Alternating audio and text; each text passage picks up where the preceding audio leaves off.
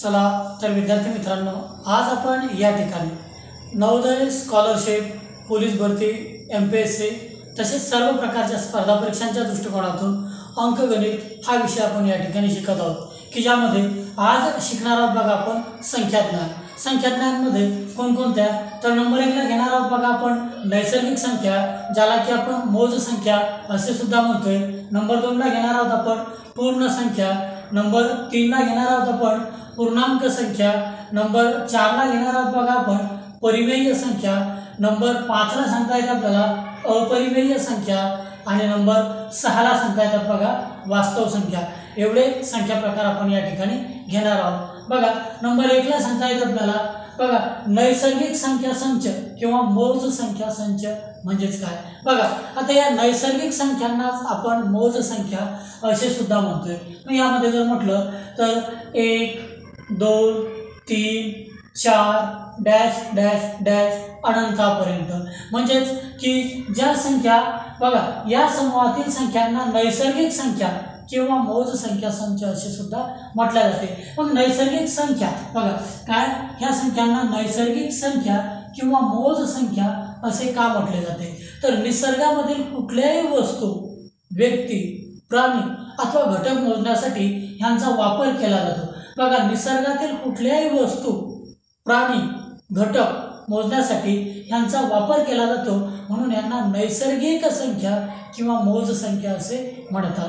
जर बघा तुम्ही जंगलामध्ये गेलात तर जंगलामध्ये फिरत असताना तुम्हाला जर एखादा हरिणींचा कळप दिसला तर तुम्ही त्यांना कसे मोजणार. बघा धावता धावता 1 2 3 4 जेवढे असतील तेवढे तुम्ही मोजत जाणार, किंवा झाडे एका ठिकाणी मोजणार. म्हणजे थोडक्यात निसर्गातील कोणत्याही वस्तूंना, घटकांना मोजण्यासाठी ज्या संख्या संचांचा वापर केला जातो त्यांना नैसर्गिक संख्या किंवा मोज संख्या संच असे म्हटले जाते. मग यामध्ये जर म्हटलं तर 1 ही सर्वात लहान नैसर्गिक संख्या आहे. बघा यावर बऱ्याच वेळा विचारलेला प्रश्न आहे, सर्वात लहान नैसर्गिक संख्या कोणती, तर सर्वात लहान नैसर्गिक संख्या सांगता येते बघा 1. नेक्स्ट सर्वात मोठी नैसर्गिक संख्या ह्यामध्ये सांगता येत नाही, कारण नैसर्गिक संख्या 1 पासून सुरू तर झाल्या पण इकडं अनंतापर्यंत आहे. शेवटची नैसर्गिक संख्या माहिती नाही, म्हणजे थोडक्यात सांगता येत नाही. नेक्स्ट मध्ये सांगता येते बघा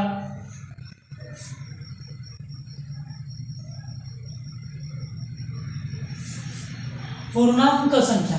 बघा पूर्ण संख्या संच. पूर्ण संख्या संच जर म्हटलं तर ज्यावेळी आपण नैसर्गिक संख्यांमध्ये बघा नैसर्गिक संख्यांमध्ये अगोदर 0 मिळविला, म्हणजेच 0 1 2 3 4 डॅश डॅश डॅश अनंतापर्यंत. म्हणजे थोडक्यात काय, तर नैसर्गिक संख्या संचामध्ये जर आपण 0 म्हणजे 0 मिळविल्यास पूर्ण संख्या संच मिळतो. म्हणजेच काय, आपल्याला समोर नैसर्गिक संख्या संच आहे, त्यापूर्वी फक्त 0 लिहिला तर आपण त्या जो संख्या संच तयार होतो त्यास पूर्ण संख्या संच असे म्हटले जाते किंवा पूर्ण संख्या संच मिळतो. आता यामध्ये जर म्हटलं तर बऱ्याच वेळा विचारलेला प्रश्न असा आहे, सर्वात लहान पूर्ण संख्या कोणती, तर ती सांगता येते बघा 0. 0 ही सर्वात लहान पूर्ण संख्या आहे. त्यानंतर जर म्हटलं तर सर्वात मोठी पूर्ण संख्या सांगता येत नाही. सर्वात मोठी पूर्ण संख्या सांगता येत नाही.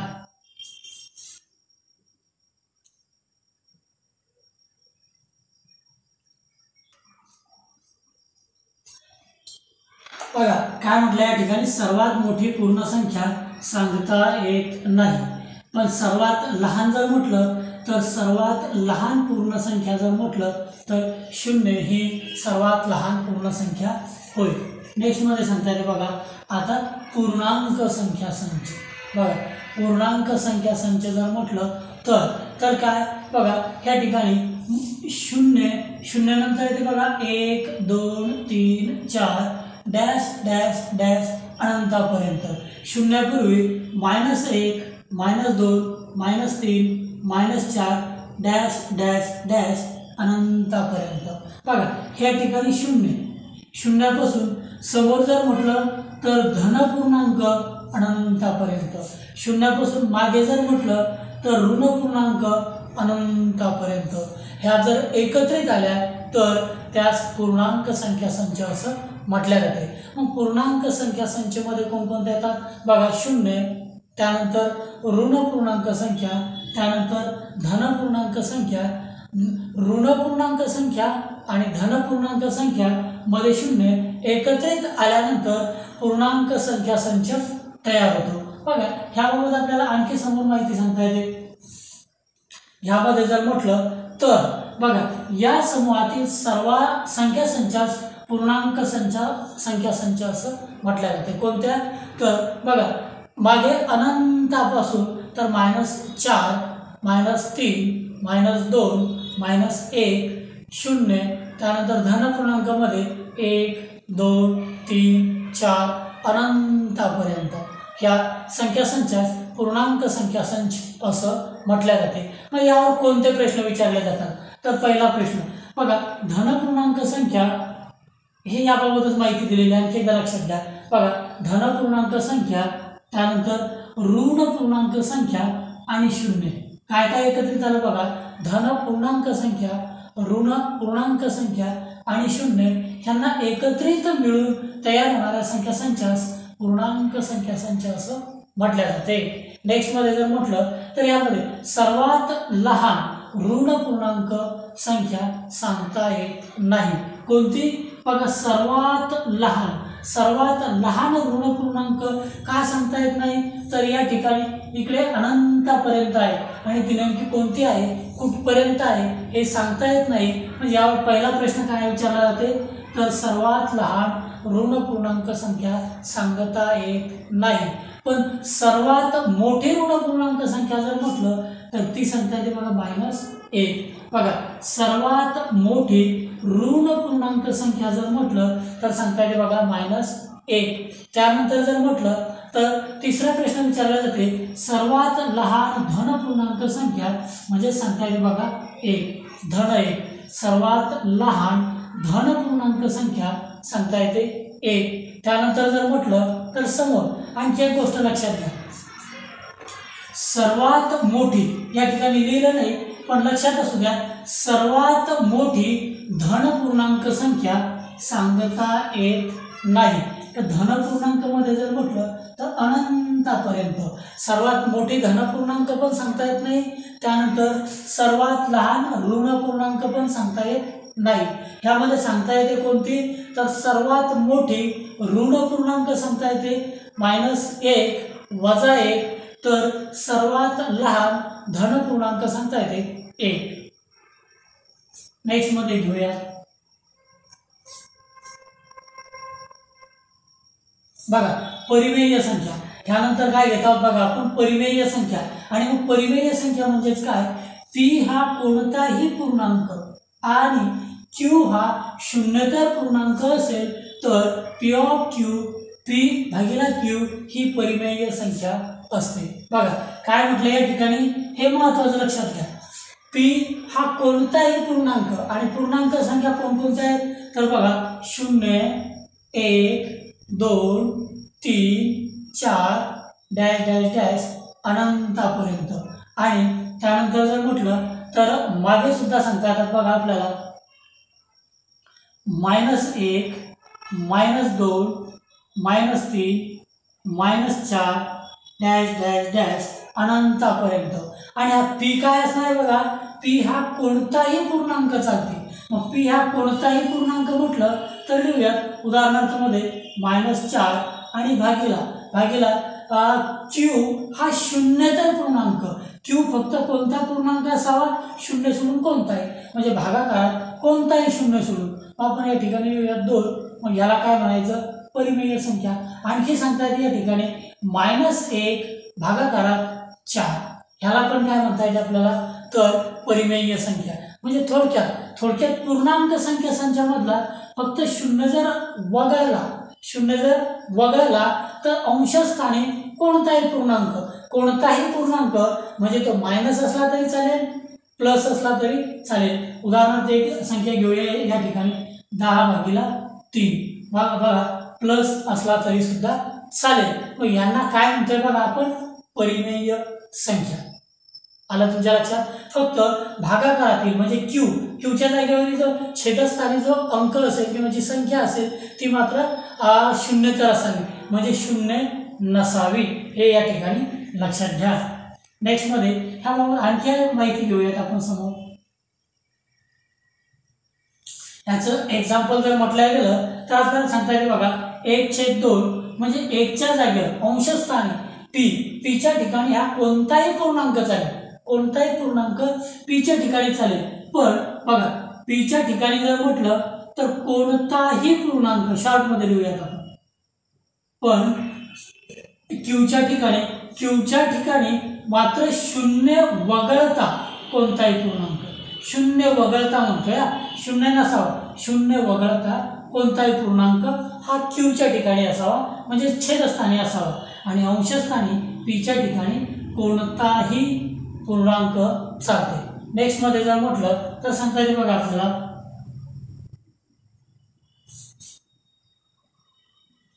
परिमेय संख्यांचे दशांश रूप. ह्या ज्या परिमेय संख्या असतात त्यांच्या दशांश रूपामध्ये जर म्हटलं तर नंबर 1 ला सांगता येते आपल्याला खंडित दशांश रूप. मग ह्यामध्ये आपण एक उदाहरण सुरुवातीला सोडून पाहूया, मग आपल्या लक्षात येते. बघा आपण 135/12 ह्या संख्येचे दशांश रूप काढूया. मग आपल्याला सांगता येतात बघा, आपण 135 ला 12 ने भागूया. मग काय सांगता येते बघा, 12 एके 12, मग भाग्याला 1चा 13 मधून 12 वजा गेले ह्या ठिकाणी राहतात बघा 1, त्यानंतर वरचा आला 15, परत 12 एके 12, 12 ने भागतोय, 12 एके 12, 15 मधून 12 गेले खाली राहतात बघा 3. आता वरती अंक नाही घ्यायला, मग काय करू आपण, या ठिकाणी दशांश चिन्ह देऊया आणि इथं 0 घेऊया. मग 30 ला परत कसं भाग जाते बघा, 12 दुने 24, मग 12 दुने जर 24 म्हटलं तर 30 मधून 24 गेले खाली राहतात 6. या ठिकाणी आपण पॉईंट घेतलेला आहे, दशांश चिन्ह घेतलेलं आहे, म्हणून इथं 0 लिहूया. मग काय ते बघा, 12 पंच 60, 12 पंच 60, मग 60 मधून 60 गेले राहतात बघा 0. मग या ठिकाणी जर म्हटलं तर भाग गेला कितीचा बघा, 11.25, 11.25. भागाकार काय आलेला आहे आपल्याला, 11.25. आणि बाकी किती आलेले बघा, बाकी 0, बाकी काय आहे 0. आणि या ठिकाणी भाज्य 135 ला भागतोय आपण, म्हणजे भाज्य काय आहे या ठिकाणी 135 आणि भाजक काय आहे बघा या ठिकाणी 12. म्हणजे थोडक्यात 135 ला 12 ने भागले त्यावेळी 11.25 चा भाग गेला, भागाकार 11.25 आले, बाकी मात्र 0. मग आता ह्यावर आपण व्याख्या समजून घेऊया.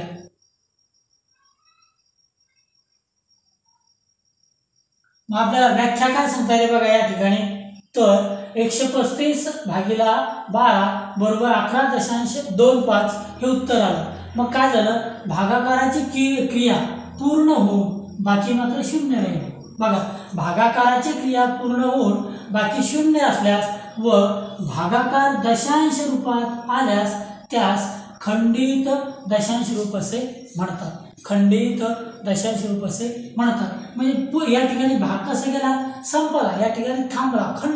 खंड म्हणजेच काय सांगता येते आपल्याला बघा, खंड म्हणजेच शेवट. भागाकाराचा या ठिकाणी शेवट झाला आणि बाकी 0 आले, त्यावेळी काय म्हणायचं, अशा वेळी त्या भागाकारास त्यास खंडित दशांश रूप असे म्हणतात. बघा आता आणखी आपण याचे 1-2 एक्झाम्पल घेऊया. बघा नंबर 2 ला अखंडित दशांश रूप. मग आपण 20/3 ह्या संख्येचे दशांश रूप काढूया. जसे की आपण 135/12 दशांश रूप काढलं, कसं आलं होतं बघा, 12 एके 12, 13 मधून 12 वजा केले राहतो 1, वरचे घेतले बघा 5 अंक खाली आला, परत 12 एके 12 चा भाग गेला, 15 मधून 12 गेले राहिले बघा 3 ला 12 ने भाग जात नव्हता म्हणून आपण दशांश चिन्ह घेतलं.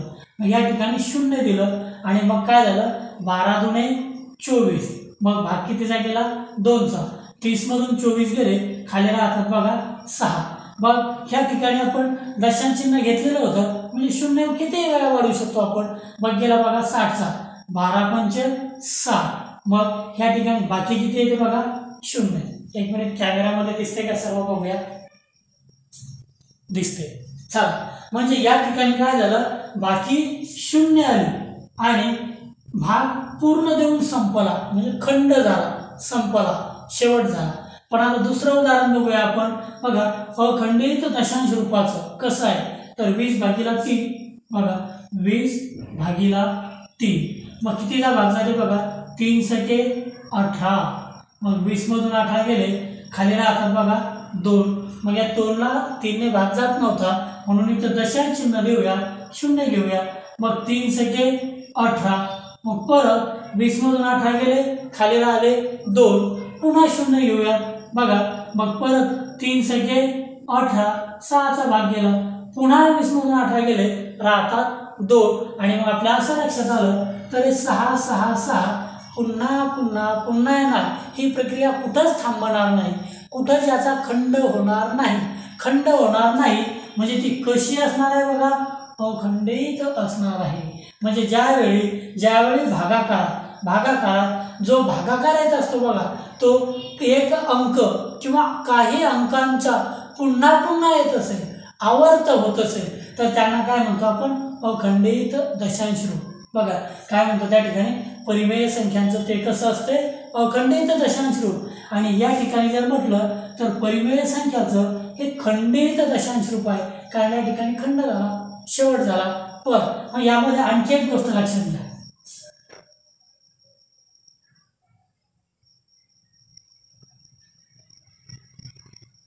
बघा आता जर आपलं कुठल्याही संख्यांना आपण भाग देऊ, आपलं उत्तर जर असं येत असेल बघा 6.6666 अनंतापर्यंत, तर काय करावयाचं आपल्याला, जो कुठल्याही अंकांचा बघा ह्या ठिकाणी उत्तर जर 6.666666 हा अंक पुन्हा पुन्हा येत असेल, तर तो काय करायचा, अंक अथवा अंकांचा गट जर येत असेल तर तो गट किंवा एक अंक एकदाच घेऊन त्याच्या डोक्यावर जो दशांशानंतर आहे एक आडवी रेघ द्यावी. म्हणजे 6 या ठिकाणी काय आडवी रेघ, म्हणजे दशांशानंतर येणारा जो अंक आहे किंवा अंकांचा गट आहे तो पुन्हा पुन्हा पुन्हा पुन्हा येणार असं या ठिकाणी सांगता येते. एक्झाम्पलचं काय सांगता येते बघा, 0.24242424 डॅश डॅश डॅश डॅश, म्हणजे पुन्हा पुन्हा काय येणार, 2424242424. मग काय करू, एकच हा जो 2 अंकांचा गट आहे हा पुन्हा पुन्हा येतोय. मग कुठलाही एकच गट घ्या, त्या गटावरती डोक्यावरती आडवी रेघ द्या, बाकी पिटून टाका, पुसून टाका. आणखी एक उदाहरण सांगता येते बघा, 1.357 डॅश डॅश डॅश अनंतापर्यंत. ह्या ठिकाणी किती अंक, दशांशानंतर 3 अंकांचा गट पुन्हा पुन्हा येतोय, म्हणून त्या 3 अंकांचा एकच गट घ्या आणि त्याच्या वरती आडवी रेघ द्या आणि बाकी पुसून टाकूया. मग याला काय म्हणतो बघा, ज्यावेळी अखंडित दशांश रूप किंवा आवर्ती दशांश येत असेल त्यावेळी आपल्याला अशा प्रकारे लिहावं लागतं. बघा नेक्स्ट मध्ये घेऊया, काय सांगता येते बघा, 20/3 म्हणजे 6.666 पुन्हा पुन्हा येत आहे, म्हणून काय केलं तर आपण या ठिकाणी काय होत आहे, अपूर्णांक भागामध्ये 6 हा अंक पुन्हा पुन्हा येत आहे, म्हणून काय करायचं तर भागाकाराची ही क्रिया पुढे अखंडपणे चालू राहणार आहे असं आपल्या लक्षात येते. मग यावेळी काय करायचं तर भागाकारात या ठिकाणी दशांश रूप अखंड आणि आवर्ती. बघा अखंड म्हणजे त्याचा शेवट होणार नाही आणि आवर्ती म्हणजेच काय तर तोच अंक पुन्हा पुन्हा येणार. या दोन शब्दांचा वेगवेगळा अर्थ आहे. अखंड म्हणजे एक अंक अथवा अंकांचा गट हा पुन्हा पुन्हा म्हणजे अखंडपणे येथे चालणार आहे, त्याचा शेवट होणार नाही, पण तोच गट पुन्हा पुन्हा आवर्त होणार आहे. बरोबर आहे, पुन्हा पुन्हा येणार आहे असा या शब्दाचा अर्थ आहे. तर अशा वेळी काय करायचं, तो एकच अंक किंवा अंकांचा जो गट असते दशांशानंतर त्यावर एक आडवी रेघ द्यावयाची. जसे की या ठिकाणी जर म्हटलं तर सांगता येते बघा, या ठिकाणी काय झालं तर 20/3 भागाकार 3.666 पुन्हा पुन्हा येत आहे, म्हणून अखंड आवर्ती दशांश रूपात जेवढ्या अंकांचा आवर्त म्हणजे पुन्हा पुन्हा येणे आवर्त असतो तेवढ्या अंकांच्या गटावर आडवी रेघ देतात. या ठिकाणी एकच अंक पुन्हा पुन्हा येतोय म्हणजे एका अंकाच्या डोक्यावर आडवी रेघ दिली. आणखी काय सांगता येते बघा आपल्याला या ठिकाणी 1-2 एक्झाम्पल जर म्हटलं तर लक्षात घेऊयात आपण.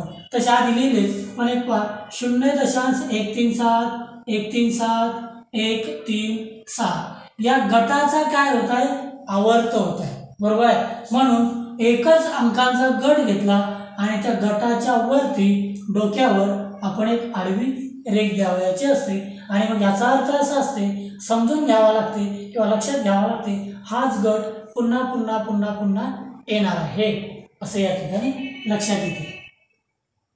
नेक्स्ट मध्ये सांगता येईल बघा, अखंड आवर्ती दशांश रूप व परिमेय संख्या. काय अखंड आवर्ती दशांश रूप व परिमेय संख्या यांचा काय संबंध आहे तर लक्षात घ्या, अखंड आवर्ती दशांश रूपातील प्रत्येक संख्या परिमेय संख्या असते. कोणती संख्या तर अखंड आवर्ती दशांश रूपातील प्रत्येक संख्या ही परिमेय संख्या असते.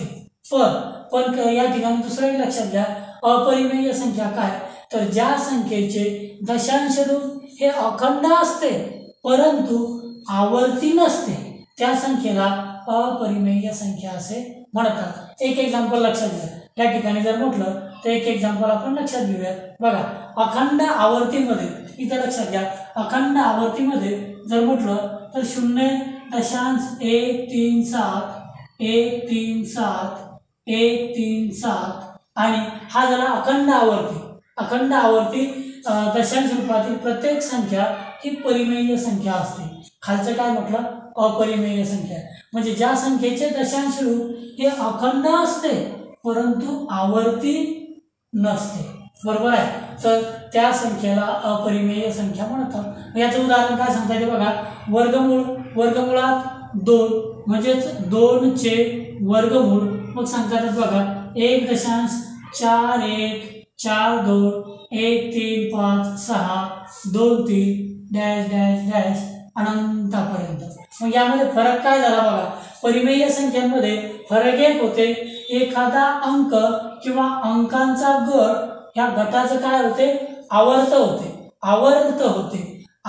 होते म्हणजे एखादा अंक किंवा त्याच अंकांचा गट हा पुन्हा पुन्हा येतो. पण अपरिमेय संख्यांमध्ये काय माहितीये का, अखंड असते परंतु आवर्त नसते.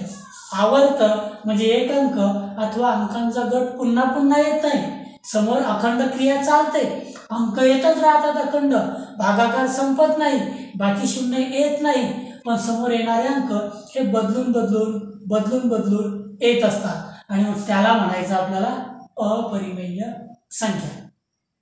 एकदा लक्षात घ्या काय म्हटलं, अखंड आवर्ती दशांश रूप आणि परिमेय संख्या म्हणजे थोडक्यात काय, अखंड आवर्ती दशांश रूपातील प्रत्येक संख्या ही परिमेय संख्या असते. अखंड आवर्ती, अखंड म्हणजे बघा भाग पूर्ण जाणार नाही, तो कसा असणार आहे अखंड असणार आहे, पण त्यात एक अंक अथवा काही अंकांचा गट हा पुन्हा पुन्हा येणार आहे म्हणजे त्यांचा आवर्तन होणार आहे, पुन्हा पुन्हा येणार आहे. अशा वेळी त्याला काय म्हणायचं तर परिमेय संख्या. पण खाली काय म्हणते, दशांशानंतर भागाकारात येणारे अंक हे अखंड असतील, येतच असतील, पण एक अंक अथवा अंकांचा गट नाही येणार तर ते बदलून येत राहतील, त्यावेळी त्या संख्येला अपरिमेय संख्या असे म्हणतात. समोर घेऊया.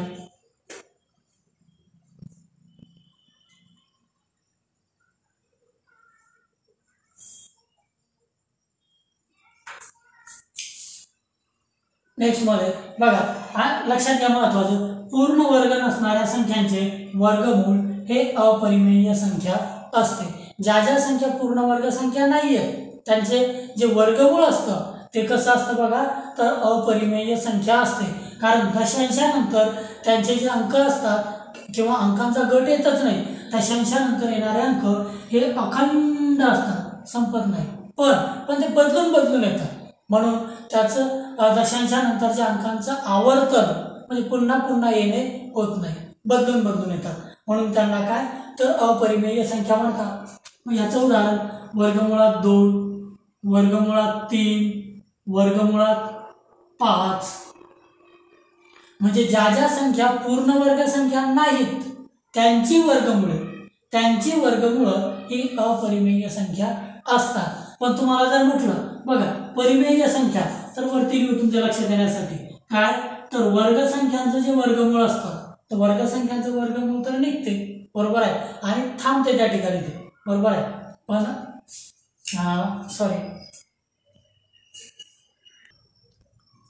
चला म्हणजे आपल्या लक्षात आलं अपरिमेय संख्या काय तर दशांशानंतर येणारे जे अंक असतात ते अखंडपणे येत राहतात पण बदलून बदलून येतात, मग त्यांना म्हणायचं अपरिमेय संख्या.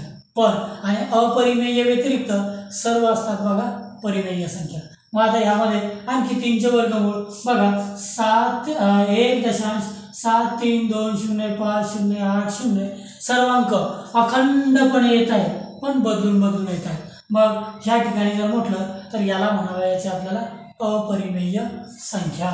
नेक्स्ट मध्ये घेऊया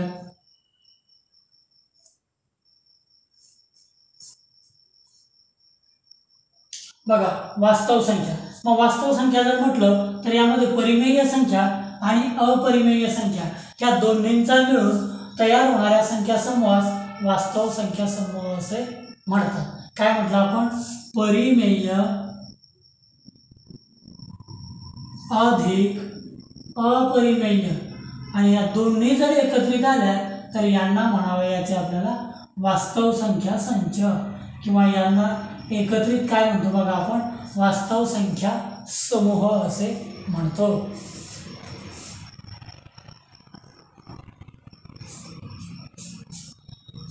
प्रत्येक परिमेय संख्या ही वास्तव संख्या असते, तसेच प्रत्येक अपरिमेय संख्या ही सुद्धा वास्तव संख्या असते.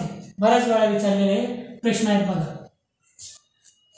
नेक्स्ट मध्ये सांगता येते बघा उदाहरणार्थ 2/7 -10/3 5.83 2चे वर्गमूळ 0 -11.34 ह्या सर्व संख्या म्हणजे थोडक्यात परिमेय संख्या असो किंवा अपरिमेय संख्या असो या सर्वांनी मिळून जो संख्या समूह संख्या संच तयार होतो त्यास वास्तव संख्या संच असं म्हटले जाते. नेक्स्ट मध्ये आता सांगता येते बघा कोणत्याही संख्येतील अंकांच्या एकक दशक शतक अशा स्थानानुसार त्या अंकांची स्थानिक किंमत ठरवली जाते. म्हणजे कोणत्याही संख्येमध्ये जे अंक येतात या अंकांची स्थानिक किंमत तर त्यांच्या स्थानानुसार ठरवली जाते. याचं एक एक्झाम्पल सांगता येईल बघा 8546 ह्यामध्ये 8ची स्थानिक किंमत जर म्हटलं तर सांगता येते बघा आपल्याला 8000 बघा. त्यानंतर 5ची स्थानिक किंमत जर म्हटलं तर सांगता येते बघा 500.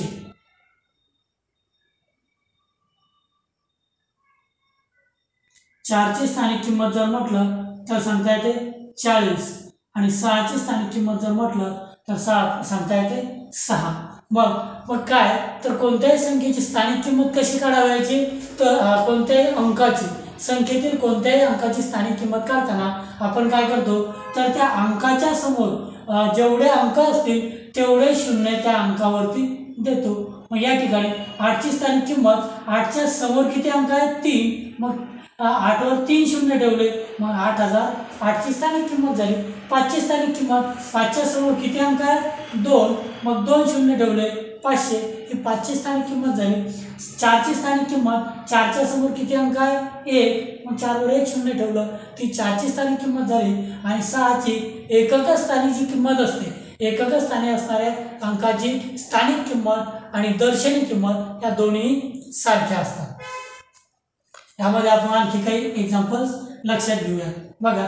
जर तुम्हाला 7532 या ठिकाणी 7 या अंकाची स्थानिक किंमत 7च्या समोर किती अंक आहे 3 म्हणजे 7 वरती 3 शून्य ठेवूया 7000. 5ची स्थानिक किंमत 5च्या समोर किती अंक आहे 2 अंक, मग 5 वर 2 शून्य ठेवूया 500. 3 ची स्थानिक किंमत, 3 या अंकाची स्थानिक किंमत, 3 च्या समोर किती अंक आहेत 1, मग 103 वर ठेवूया 30. 3 ची स्थानिक किंमत, 2 ची स्थानिक किंमत, 2 च्या समोर एकही अंक नाही म्हणून एकही शून्य ठेवायचं नाही. म्हणजे एकक स्थानी असणाऱ्या अंकाची स्थानिक किंमत आणि दर्शनी किंमत ही सेम सारखी असते.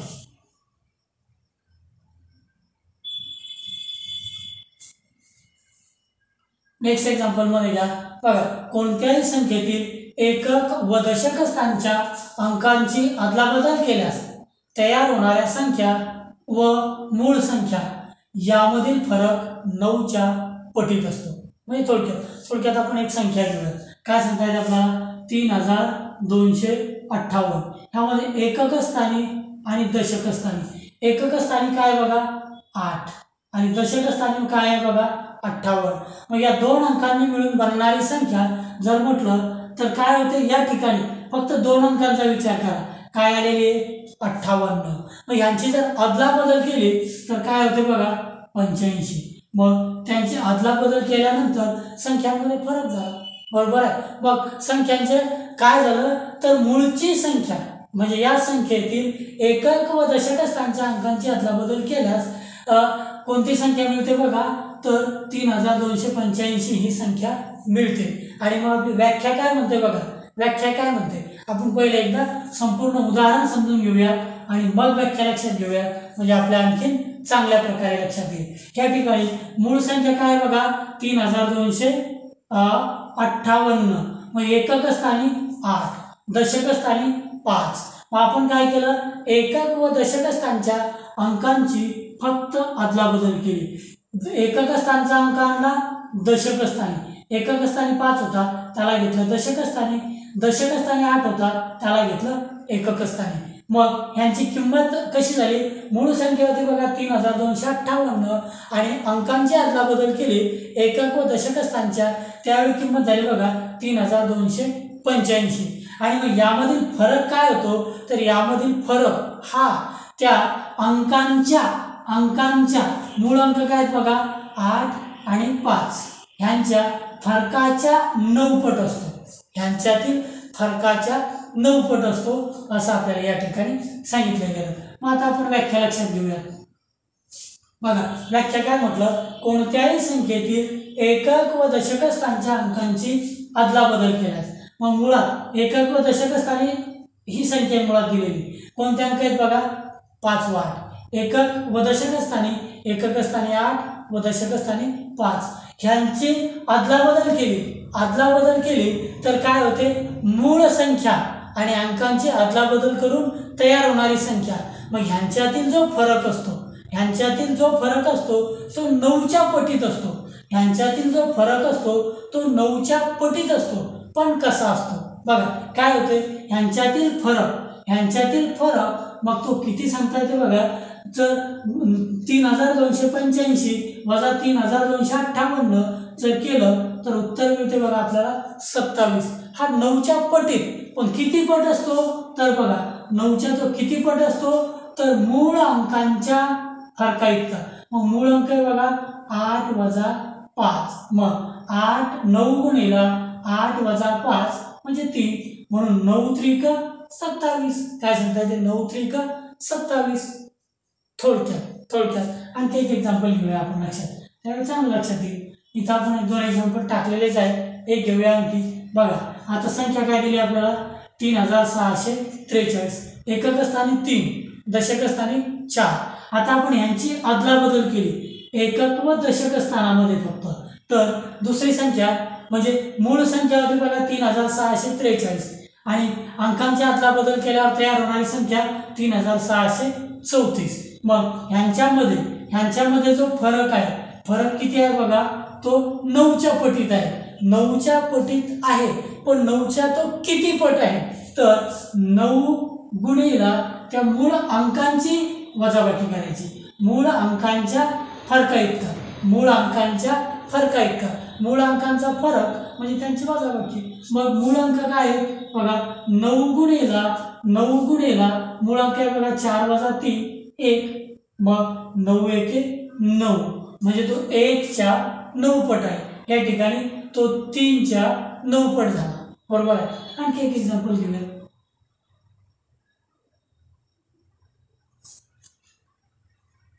बघा मूळ संख्या आहे बघा 4557. मग एकक आणि दशक स्थानच्या अंकांची अदला बदल केली तर काय होते बघा, अदला बदल 4578. मग यांच्यातील फरक 9च्या पटीत असतो, पण 9च्या किती पट, तर 9च्या बरोबर 9 गुणिला अंकांमधील फरक काय सांगता येते, 8 वजा 7. मग 9 गुणिला कंसामध्ये 8 वजा 7 1 म्हणजे 9च्या 1 पट म्हणजे 9 येतो, बरोबर आहे. मग नेक्स्ट एक्झाम्पल घेऊयात. बघा कोणत्याही संख्येतील एकक व दशक स्थानी जर समान अंक असेल, काय म्हटलं, कोणत्याही संख्येमध्ये जर एकक व दशक स्थानी समान अंक असेल तर त्यांच्या स्थानिक किमतीतील फरक हा त्या अंकाच्या 10 वजा 1 बरोबर 9 पट असतो. त्या अंकाच्या 10 वजा 1 बरोबर 9 पट असतो. ह्याचं एक एक्झाम्पल सांगता येते. मग या ठिकाणी एकक स्थानी व दशक स्थानी समान अंक आहे, तो किती आहे बघा, 4. मग आपण काय केलं, व्याख्येनुसार या एकक व दशक स्थानी जर समान अंक असेल तर त्याची स्थानिक किंमत, दशक स्थानच्या 4ची स्थानिक किंमत होते बघा 40 वजा एकक स्थानच्या 4ची किंमत होते बघा 4च. मग त्यांच्यातील फरक किती येते बघा, 36. आणि हा 36 काय असते, तर तो मूळ अंकाच्या 10 वजा 1 बरोबर 9 पट असतो. मग मूळ अंक कोणता आहे बघा, 4. मग 4च्या 10 वजा 1 बरोबर 9 पट आहे, म्हणजेच काय, तर 4च्या 9 पट म्हणजे 4 9 36 येते. आणखी एक एक्झाम्पल घेऊया. बघा या ठिकाणी एकक स्थानी 7, दशक स्थानी सुद्धा 7 आहे. मग या ठिकाणी लक्षात घ्या, एकक व दशक स्थानी जो समान अंक आहे त्याची स्थानिक किंमत, दशक स्थानच्या 7ची स्थानिक किंमत झाली 70, एकक स्थानच्या 7ची स्थानिक किंमत झाली 7 आणि ह्यांच्यातील फरक किती येतो बघा, 63. आणि हा जो फरक आहे बघा, एकक व दशक स्थानच्या अंकांच्या स्थानिक किमतीतील जो फरक आहे तो काय, तर 10 वजा 1 बरोबर 9 आणि 9 पट असते तो कोणाच्या, तर मूळ अंकांच्या. मूळ अंक आहे 7, त्याचे किती पट, 9 पट म्हणजे 7 9 63. आणखी एक एक्झाम्पल घ्या.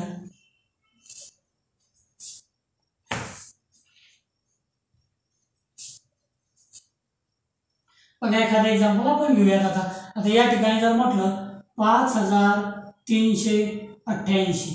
आता एकक स्थानी 8, दशक स्थानी 8, ह्यांच्या स्थानिक किमती जर म्हटलं, दशक स्थानच्या 8ची स्थानिक किंमत आहे 80, एकक स्थानच्या 8ची स्थानिक किंमत आहे 8, त्यांच्यातील फरक येते 72. हा जो 72 फरक आहे त्यांच्यातील तो 9 पट आहे, 9 पट आहे, पण कोणाच्या, त्या मूळ अंकाचा. मूळ अंक 8 आणि या 8ची 9 पट किती होते बघा, 8 9 72.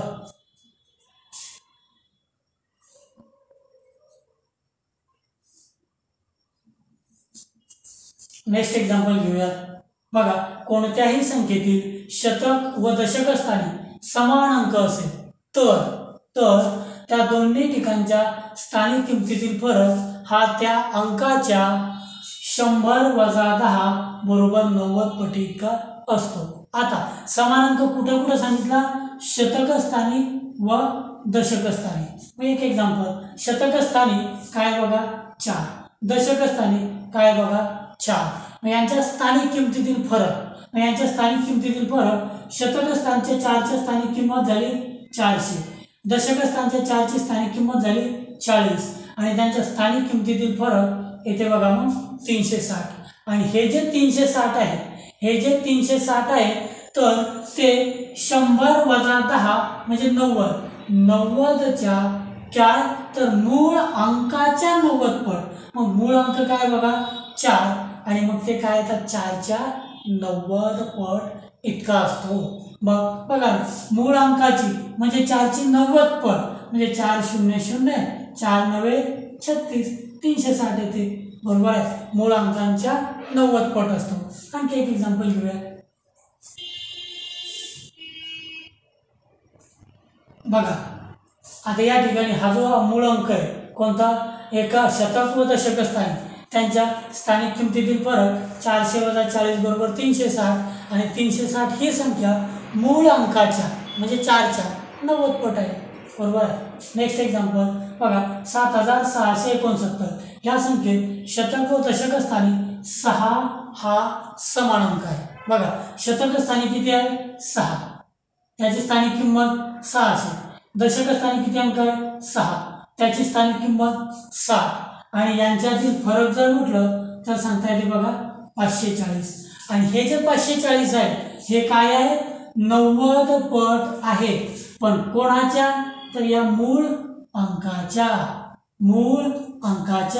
मग मूळ अंक 6ची 90 पट म्हणजे 540 म्हणजेच काय 6 0 0 6 9 54 540 बरोबर आहे. नेक्स्ट मध्ये घेऊया.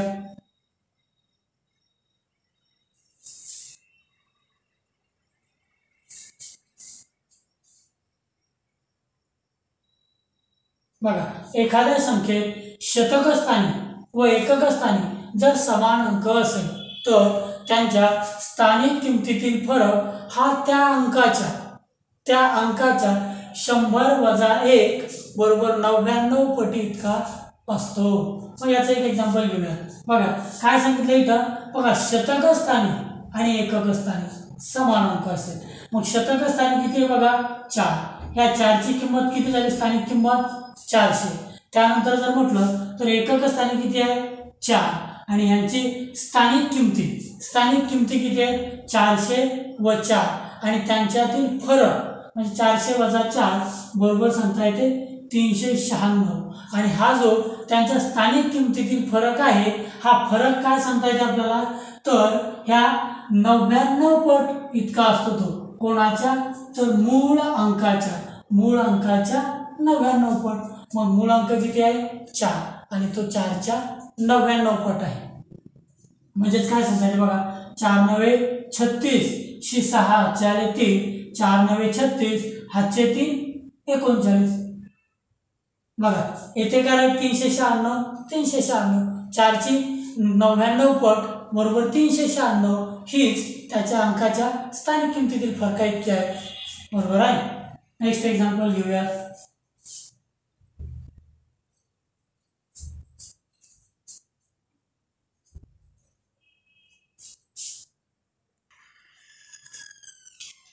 नेक्स्ट एक्झाम्पल घेऊया.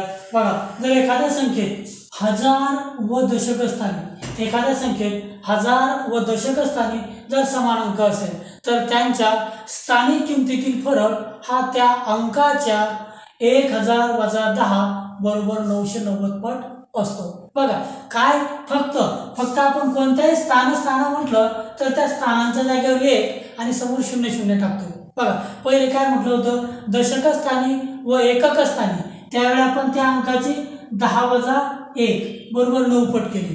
त्यानंतर शतक स्थानी व दशक स्थानी म्हणजे काय तर 100 - 10 बरोबर 90 पट केली बरोबर. त्यानंतर 1000 व दशक स्थानी जर म्हटलं तर 1000 - 10 990 पट. अशा पद्धतीमध्ये एकदम सोपं आहे. काय केलं आपण ज्या स्थानावर म्हटलं त्या स्थानी फक्त 1 आणि बाकी 0 टाकतो. मग आता या ठिकाणी काय म्हटलं एखाद्या संख्येमध्ये जर हजार स्थानी म्हणजे सहस्र स्थानी व दशक स्थानी जर समान अंक असेल तर त्या समान अंकांच्या स्थानिक किमतीतील फरक हा काय तर 1000 - 10 बरोबर त्या मूळ अंकाच्या 990 पट असतो. त्यामध्ये जर म्हटलं तर एक एक्झाम्पल बघा हजार स्थानी किती आहे त्या ठिकाणी 5 दशक स्थानी किती आहेत बघा 5 यांची स्थानिक किंमत 1000 स्थानच्या 5ची स्थानिक किंमत 5000 वजा यांच्यातील फरक म्हटलं म्हणजे वजा या दशक स्थानच्या 5ची स्थानिक किंमत 50 म्हणजेच काय 5000 - 50 म्हणजेच 4950 आणि हा जो त्यांच्या स्थानिक किमतीतील फरक आहे हा मूळ अंकाच्या किती पट येते बघा 990 पट म्हणजे 1000 वजा 10 990 पट कोणाच्या मूळ अंकाच्या मग मूळ अंक किती आहे 5 आहे मग येते का पाहू आपण मग 5 0 0 5 9 45 शे 5 हातचे आले 4 5 9 45 हातचे 4 49 बघा आला का त्या मूळ अंकाची 990 पट त्याच्या स्थानिक किमतीतील अंकांच्या स्थानिक किमतीतील फरक इतके येते किंवा फरक एवढीच असते स्थानिक किमतीतील फरक किती आला 4950 हा जो 4950 आहे तो मूळ अंकाच्या 990 पट आहे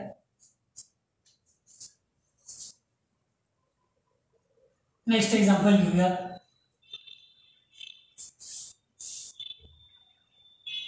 बघा मोठ्यात मोठी संख्या तयार करणे तर चालेल विद्यार्थी मित्रांनो हा भाग आपण उद्याच्या लेक्चरमध्ये घेऊया तर ह्या ठिकाणी आपण अशाच प्रकारे अतिशय साध्या सोप्या व सरळ भाषेमध्ये संपूर्ण अंकगणित शिकणार आहोत जर मी शिकवलेलं तुम्हाला चांगल्या प्रकारे समजत असेल तर निश्चितपणे या व्हिडिओला लाईक करा जर चॅनलवरती तुम्ही नवीन असाल तर चॅनलला सबस्क्राईब करा व बेल आयकॉनला प्रेस करून नोटिफिकेशन्स ऑन करा जेणेकरून ह्यानंतर अपलोड केलेल्या व्हिडिओच्या सूचना ह्या सर्वप्रथम तुम्हाला येतील व तो व्हिडिओ सर्वात अगोदर तुम्ही पाहू शकाल सोबतच तुमच्या सर्व संबंधित मित्रांना ह्या व्हिडिओची लिंक शेअर करा धन्यवाद राहिलेला भाग आपण उद्याला घेऊया